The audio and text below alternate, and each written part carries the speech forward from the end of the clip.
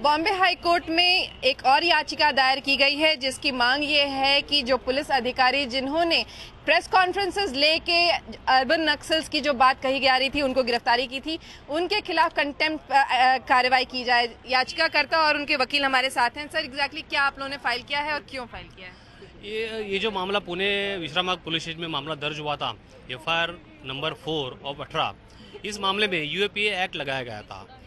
UAPA act लगने के बाद ये इसको तफ्तीश करने की जो जिसके अधिकार है वो है NIA, नेशनल राष्ट्रीय यंत्रणा जो है तपास यंत्रणा, उनको है। इसके बावजूद पुणे की जो लोकल पुलिस हो इसके अंदर इन्वेस्टिगेशन कर रहे हैं। Contempt petition. हाँ, तो उन्होंने इस इन्वेस्टिगेशन के दौरान कोर्ट में, पुणे के लोकल कोर्ट में, मैजिस्ट्रेट कोर्ट में एक एप्लीकेशन लगाई थी कि ये जो पूरा मामला है, कोर्ट का मामला, ये पूरा इन कैमरा यानी गुप्त रूप से सीक्रेटली उसका प्रोसीडिंग हो, ऐसा उनका एप्लीकेशन उन्होंने किया था। वजह क्या थी उन्होंने ये जो लिखा था? ये जो एप्लीकेशन में ऐसा उनका ग्राउंड दिया था कि ये जो इसके अंदर ये जो मामला जुड़ा हुआ है, इसके अंदर सारे जो आरोपी है, अगर उनका नाम अगर डिस्क्लोज हुआ या उजागर हुआ तो इसके अंदर जो केस के अंदर जितने सारे एविडेंस है वो एविडेंस वो मिटाने की पॉसिबिलिटी है, संभावना है। इसके लिए ये जो मामला है गुप्त रूप से चलाया जाए कोर्ट के अंदर। ऐसा ये ग्राउंड देने के बाद वहाँ के लोकल मैजिस्ट्रेट कोर्ट ने ये उनका एप्लीकेशन अलाउ किया और उनको इन कैमरा प्रोसीडिंग को चालू किया। इसके बाद ये मामला चल रहा था, उसके बाद कुछ अरेस्ट हो रही थी, लेकिन अचानक से ये जो प्रेस कॉन्फ्रेंस हुई है, परमवीर सिंह ने जो प्रेस कॉन्फ्रेंस करके ये केस के अंदर जितने सारे नाम थे, जितने सारे एक्यूज इन्वॉल्व थे, उनका रोल, उनके हर एक डॉक्यूमेंट, उनके डेट, उनके कॉन्वर्सेशन, उनकी सारी डिटेल उन्होंने 2 बार प्रेस कॉन्फ्रेंस लेके उजागर किए। ये जो मामले में एक तरफ ये जो पुलिस कोर्ट में एप्लीकेशन लगाती कि मामला इन कैमरा हो, सीक्रेटली हो, इसका कहीं किसी को पता ना चले, इसके कौन आरोपी अभियुक्त कौन है उसको पता ना चले, इसके सारे एविडेंस हो वो किसी को पता ना चले, और दूसरी तरफ वही मामला प्रेस कॉन्फ्रेंस लेके लोगों को बता रहे हैं और डिस्क्लोज कर रहे हैं, यानी कि ये कहीं ना कहीं इनकी ये जो इन्वेस्टिगेशन ये फॉल्टी है। और तो कंटेम्प्ट लेकिन क्यों फाइल किया है? ये जो एप्लीकेशन अलाउ किया था उसके अंदर जो प्रॉपर्ली ऑर्डर हुआ है कि इन कैमरा प्रोसीडिंग हो, तो ये प्रोसीडिंग जो इन कैमरा होना चाहिए, सीक्रेटली होना चाहिए, यहाँ के जो नाम जो है वो डिस्क्लोज नहीं होना।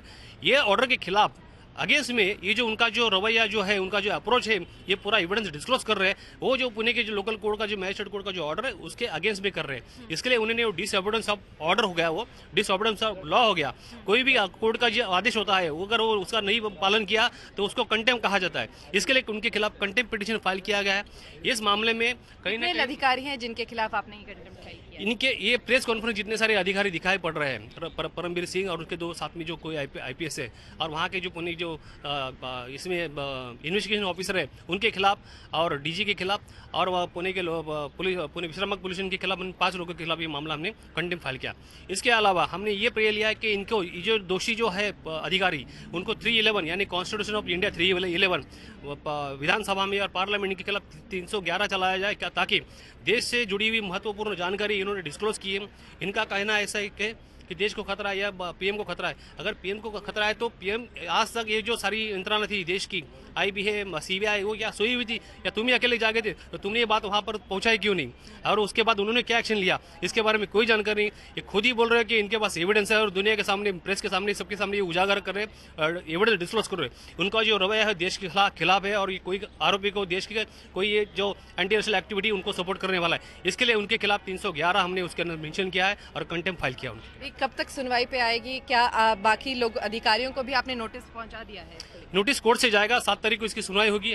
मेरी दूसरी पिटीशन 7 तारीख को उसके अंदर सुनवाई है। ये जनहित याचिका है, पब्लिक इंटरेस्ट लिटिगेशन मैंने फाइल किया है संजय भालेराव के नाम से, तो ये इसकी सुनवाई 7 तारीख को होगी और इस केस के अंदर इनके ऊपर जरूर कार्रवाई होगी। तो एक बार याचिकाकर्ता से भी बात कर लेते हैं और उनसे पूछ लेते हैं। सर, अगर आप बताएं आपने ये याचिका क्यों दायर की है, और आप खुद अपने बारे में बताइएगा कि आप क्या करते हैं। मैं एक सोशल वर्कर हूँ और भीमा कोरेगांव का मैं एक विटनेस हूँ। जिस तरह वहाँ से वायलेंस हुआ था और मैंने वहाँ का पूरा नज़ारा देख चुका हूँ, और मैंने मिलिंद एकबोटे के खिलाफ भी इंटरवेंशन एप्लीकेशन पुणे कोर्ट में, सेशन कोर्ट में और सुप्रीम कोर्ट में फाइल करके उसकी जमानत याचिका रद्द की थी। वैसे ही संभाजी भिड़े, इनके खिलाफ भी मैंने रिट पिटीशन दायर किया था।